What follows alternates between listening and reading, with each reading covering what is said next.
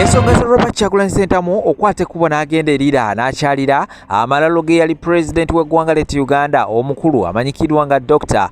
Milton Obote kirabika nga nno tezigenda kubeera nga teziggwa zitoka kati nno oluvannyuma okubeera nga omukulu oyo yagenda sayidi zeeyo ensonga zongedde okubeera nga tezirinnye enkandago era nga abantu ab'enjawulo bakyeyongera okubeera nga abeeyawuddemu abamu bagamba nti kituufu Robert Kyagulanyi Ssentamu kye yakulugenda ku malaalo okubeera nga ajjawo enjawukana eyo ate abalala bagamba nti oyo Milton Obote yatukola bubi nnyo ffe ng'Abaganda era yaviirako ne kabaka waffe okubeera nga ate munange afiira mu buwaŋŋanguse sayidi zeri e Bungereza kakati nno mutabani we yasigalawo Jimmy Aken avuddeyo n'abako obubaka bwasobodde okubeera nga aweereza obwakabaka bwa Buganda asako n'abo abantu bagezaako okubeera nga banenya Robert Kyagulanyi Ssentamu president wa NUP okubeera nga munaye yakutte kubo n'agenda ku malaalo alina obubaka obw'enjawulo abwabaweereza naye nga nnaabadde mukambwe ngenda kubeera nga mbikuterawo awo of course naawe osobola okubeera nga omanya embeera nga bwetambula ku nsonga ezo genda wansawo otuwendowooza gulooza ki ekituufu omukulu ono Robert Kyagulanyi Ssentamu kye yakola ogenda ku malaalo ga Dr. Milton Obote kyali kituufu oba ekyamazima kiri nti awo nno yakolamu era beera nga otuwendowoozayo video likinga sharingirako abalashakashafu musomi wa dduwa enamba z'essimu zitawo wansawo ku bustika ajja kubeera nga takulombereddwa naawe obulamu bujja kubeera nga bukutambulira bulungi nnyo maidadi sana side enala Habibu airport pickup nawe olwa nnyo okubeera nga bakukimu ku kisaawe ate okutuusa eno gye wandagadde okubeera nga otuka ate mu budde kambeere nga mawe ensonga zino nkomawo n'amawulire amalala mangi nnyo temubaawo. Conversation today should be how we should deal with tomorrow, how we can create a future, how we can live together in this Uganda. And I think what I demonstrated together with Bobby Wine, we should be given a good clap.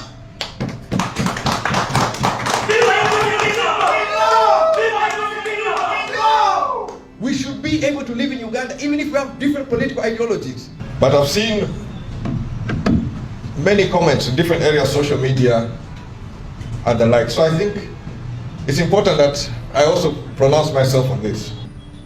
If you want to get stuck on one item, it is your choice. But if somebody like that says he's a supporter of Kyagulanyi and then he wants to undermine saying that no, Kyagulanyi should not go, you think there are no voters in Lamu? There are voters in Lamu. There are voters everywhere in Uganda. You cannot afford to alienate anybody. My father's enduring legacy in Buganda is not in the arguments of the past, but in the hospitals, the schools, the institutions that continue to serve the people. Nakaseke Hospital has treated generations since the late 60s. The same can be said of Kimoga, Kayunga, Kawolo, and Gomba hospitals, all born from the same national vision. And these institutions continue to heal the citizens of Uganda.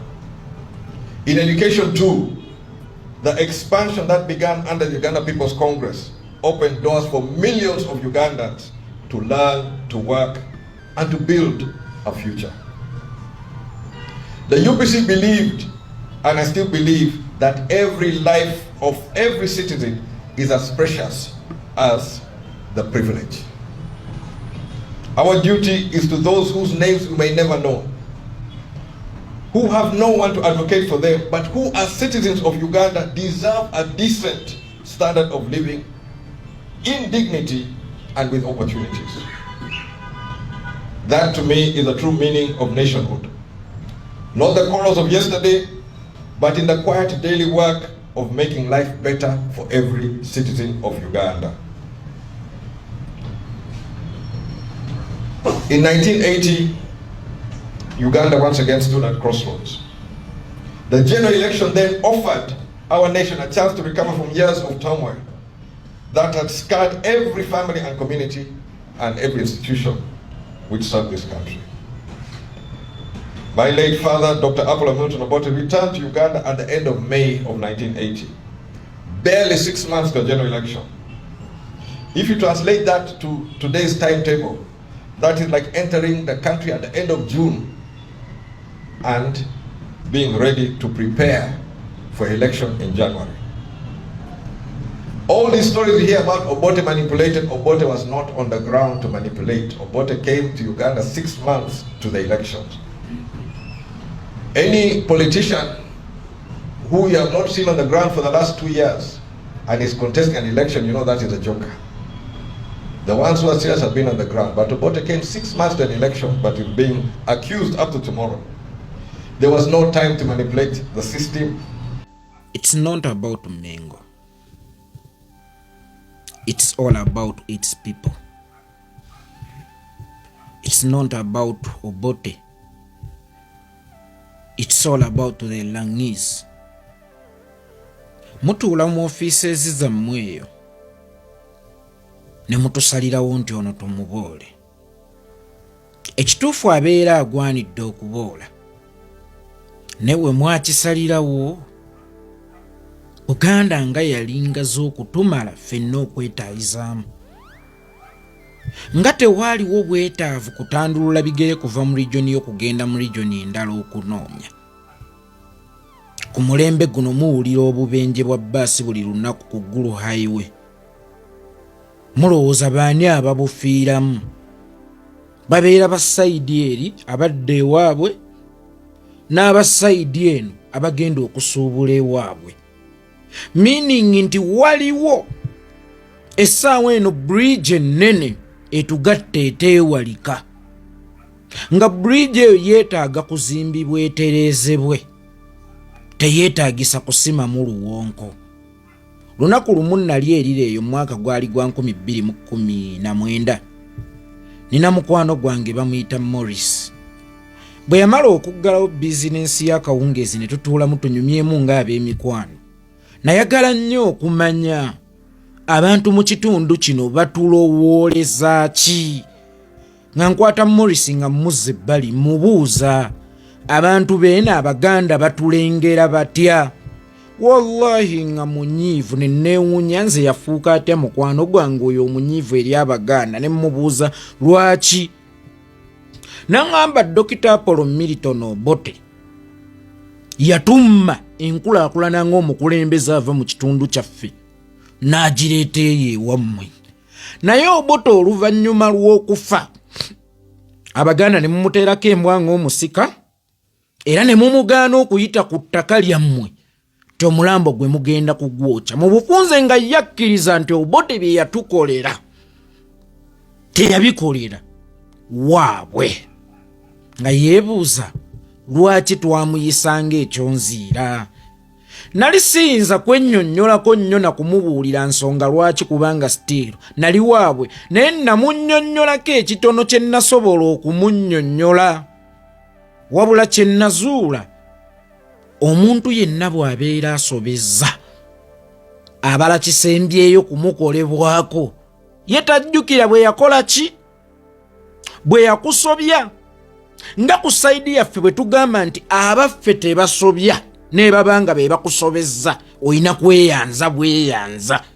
N'abeeri we balowooza nti Obote ye mununuzi waabwe yajja ewala, yali teyeetaaga kusobozebwa kutuuka ku levo ya kusikizibwa mbwa. Yali teyeetaaga kugobaganyizibwa mulambo gwe ku ttaka mbu guyite mu bbanga mugenda kugwokya. It's like omwana omuto. Omwana omuto bw'omukuba emiggo ng'akaaba aba amanyi ddadi ambonyaabonya, olw'okuba abeera musunguwavu n'emyaka gy'abeera alimu oluusi abeera tayinza kukitegeera nti ye yasobezza essaawa eno kyafaako, zibeera fiiringizi ze. Nzikiriza Dr. Apollo Milton Obote yasobya Obuganda, naye abantu beeri n'olw'okuba balaba nti Obote gwe gwali omumuli gwabwe nagwo gukkiriza nti Obote twamuyisa bubi ng'ate yatukolera birungi byereere okusinga ab'ewaabwe. Meaning waliwo obukyayi obusikire bwe mutataddeeko birowoozo. Waliwo obukyayi obusikire bwe mutataddeeko birowoozo. But unfortunately obukyayi obwo tebukosa mmwe na offices zammwe, wabula bukosa abantu ba kingdom. Ate nga abantu ba kingdom ye kingdom ne weesanga nga bwe tugendako mu bitundu bya bannaffe balina ekifaananyi mwe bakyatulengerera. Y'ensonga lwaki neebaza nnyo Morris okuneesiga n'ambuulira obuzibu we buva ne nkimanya nti twetaaga eddagala muyunga. Waliwo oluwonko olunene wakati waffe n'abantu abo. kyokka ng'ate oluwonko olwo luyinza obutakosa mmwe abali mu offices naye lugenda kukosa ffe abasuubulaŋŋana n'abantu abo. Wakati mu kusuubulaŋŋana n'abantu abo oyinza okwesanga nga tuzadde abaana mu bantu abo oba nga abantu abo batuzaddemu. Mu kiseera kino wenjogerera ng'omusaayi gwetabudde nga n'ebyenfuna we byetabudde nga bwe tutajjaawo ekyakolebwa bajjajjaffe ffe abazzukulu ne tuzza bujja endagaano okusobola okumuvinga ku lw'ensi yaffe, wallahi ya Mungu tuli bulwa we tunywa amazzi ng'Abaganda. Arap Moi byonna bye yayisaamu Jaramogi ne Odinga, time yatuuka ng'Odinga ku lwa Kenya n'ekiruubirirwa kye kifaananyi ekigazi ku lwa Kenya ne banna Kenya nga yalina okukwatagana ne Jaramogi eyamusiba okusobola okutaakiriza generation y'abanna Kenya nti oluusi ekintu ekimu olina okukisemberera omanye ensonga lwaki okusobola okumalawo embeteza. Odinga teyalya mu kitaawe lukwe byonna Jaramogi Omoi bye yamukola Odinga yatuuka mu 92 n'awalirizibwa okwegatta ku Arap Moi, okuperereza Arap Moi n'okumwegattako ky'oyinza okuyita eky'obuli bwenkwe eky'obujozi eri kitaawe ye Kenya emirembe gy'olunda mwolabira abakulembeze buli luvannyuma lwa myaka 10. Mwolabira nti munnansi alina amaanyi agogera ku sukaali alinnye nti tekigenda kusoboka, agogera kawunga akalinnye nti zino essential uses zaffe oba essential needs zaffe tezigenda kulinnya. It's because omusajja oyo yalina okuteekawo olutindo aggyewo oluwonko. Ye Kenya olwaliro gye mwenyumirizaako gye musongerako abantu te Kenya asusse nnyo afuga ebisanja 2. Omusajja oyo yalabwako ng'alidde mu kitaawe olukwe kubanga yamenya nti Kenya tekoma ku ye na kitaawe. Kenya ngazi nnyo era bajjajjirekawo. Yenna azannya tozannyisa personal feelings zo, zannya ng'omukulembeze agenda okugasa Kenya ey'enkya. Njagala okutegeeza bakadde baffe abatutwala mu byobuwangwa, Obote yasobya ne tuli mu community nga tetuyina we tuwewala bantu b'engulu kubanga n'oluusi abantu bammwe bava eno e Buganda ne bagenda ate mu Balaŋŋo banonye ssente. Bannabitone byammwe bava ewammwe e Buganda ne bagenda engulu bakimye ssente gye bagenze babeera mu Balaŋŋo. Kikyentegeeza olunaku olwaliro ssente tokyayinza gitaayiriza Buganda wokka. Bwe tuba tugigendera mu Bwakadaama, bwe tuba tugirinnyira nnyonyi, bwe tuba tugigendera mmanya tusobola okugisalira kaluma. Era buli lunaku baasi zisala kaluma nga zitwala abantu mu bitundu ebyeyiwa engulu. Ng'Omuganda bw'empala n'omusoga n'ampalanirako oba n'owakabira endala n'ampalanirako, n'Omulaŋŋo bwakuwala n'omukyoli asobola omuwalanirako, omukaku asobola omuwalanirako kubanga sayidi eyo wakavaayo abakulembeze 3 balambirira naye ng'ekifaananyi kisiigibwa nti bagobebwa Baganda. Teweerabira nti tulina omuntu wakati waffe awo abasigamu eri ebigambo nti bali tebaagaliza kubanga ayagala okutusiiga ekifaananyi ekibi nti tuli babi yeye mununuzi. Ayagala okusiiga ekifaananyi nti wadde yabajjako abaabwe naye ye mulungi gye bali Abaganda be babi.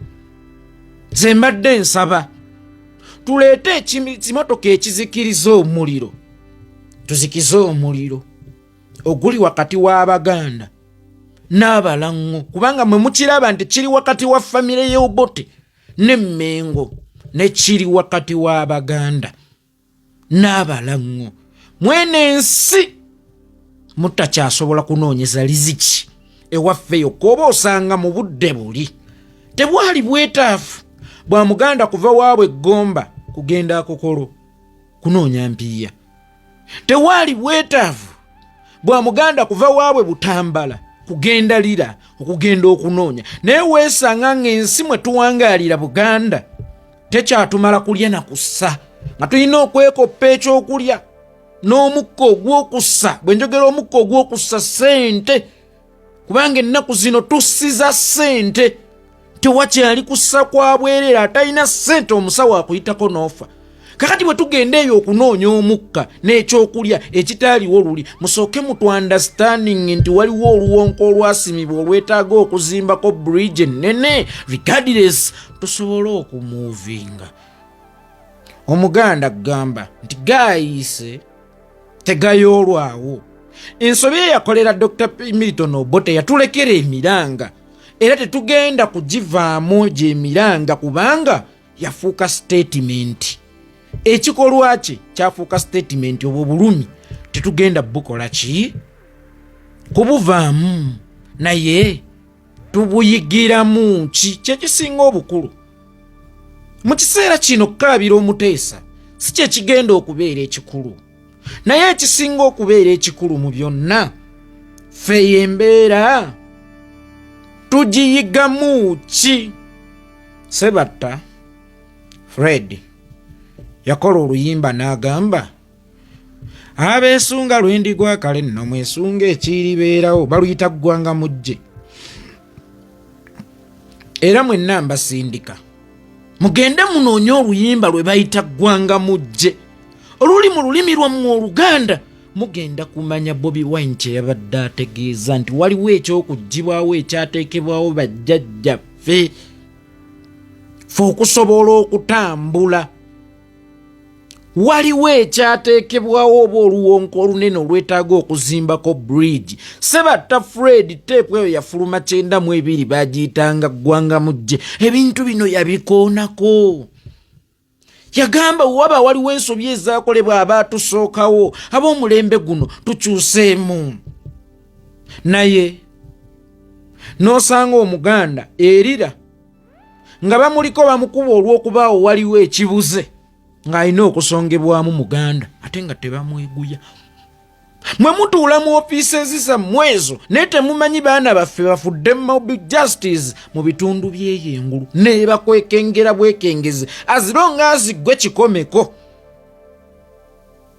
azironga azi gwe Nsamba, azironga azi gwe Kyagulanyi ne bakwekengera bwekengeze. Bayinza okutta nti kaase ye yateekebwawo n'oluwonko olwo olwateekebwawo terukoma kwavuwaza nsawo, naye oluusi lutwala n'obulamu bw'abaana b'abantu to the extent bano abantu gye baatusigiramu obukyayi ate abamu gye batukwata nga batusibira, nga mulina okugenda nabo okulima, nga n'omusirikale abalimu waabwe. Kyokka ate ne bwe tubeera e Kampala mwebali abasirikale abeeyo. Kakati mulina okwegendereza ebiseera ebisinga empanga gye bantutte okuwoza ye ndowooleza ki? Bwe naalaba erinnya lyange nti nze kikomeko enaasazisa mazima na bwenkanya. Abaganda waliwo bingi bye tufiiriddwa nga n'abeeri bwe balina bye bafiiriddwa, naye kyekiseera eyo peegi etusigale ku mitima, naye mu kitabo tugikuulemu tutandike generation empya. Tutandike generation empya. Ekyo kye mugezaako okuvunaana Kyagulanyi nga mwenoonyeza ebyammwe, kye mugezaako okukola Kyagulanyi nga mwenoonyeza ebyammwe. N'Odinga baakimugambako, baakimwogererako, kubanga Odinga yali mujeru naye yalwana nnyo ebyobufuzi bireme kutambulira mu mawanga. Y'ensonga lwaki bwe yafudde owa gavumenti n'opposition bonna baakaabye Kenya yannyogose n'ebinyonyi ne binnyogoga lwa nsonga nti eddagala muyunga oba olutindo muyunga luvuddewo. Bangi baamulaba ng'omuli w'enkwe, naye at least muggwe kyoyita obuli bw'enkwe n'okululyamu kitaawe amuzaala. Ye Kenya gy'olabako olunaku olwaleero nti oluusi n'ebubeera bufumbo, busungu ayongera bakolaati. Naye oluusi byetaagamu okukkakkanako ne tuwuliziganya. Mu kuwuliziganya tujja kusooka tukkiriziganye nti twesobya, then oluvannyuma tukkiriziganye ffenna abaliwo nti ensobi zajja bajjajjaffe abalungi abatuwuliriza era abatulaba. Olunaku olwaleero tukyaddeko ewa Sheikh Ashraf Dembe. Sebo nsanyusa okubalaba. Amannya agange nze Sheikh Ashraf Dembe, akola ku bizibu by'enjawulo. Omuntu singa aba alina ebirwadde tumusomereddwa, tumuwa amazzi ga lukuya nga bw'obadde ogalaba, tugenda abantu ku kyoto ne twokya emizimu emibi egibabaamu n'okulomba edduwa. Abantu singa abeera ng'ali wano atuuse sobola okumulombera edduwa, ne waba atatuuse nga mpadde amannya ge naye ng'ali wala. Neetaase ennamba yange yeeno eri 0707363711. Nammwe bannyinaffe abali ebweru, oyagala okuba nti oyagala okulombera ku dduwa ng'olina ebizibu, viza zibuze, amaka gakolongotana, sente zikola zimpita mu ngalo, ojja kumpeereza ekifaananyi kyo n'amannya go, ebyo byokka bijja kummala. Nja kukulombera edduwa, ojja kutereera. Olunaku olusembayo mu mwezi mba n'edduwa ey'awamu ffenna n'abalwadde bange abakadde n'abapya. Salaamu alaikum warahmatullahi wabarakatuh.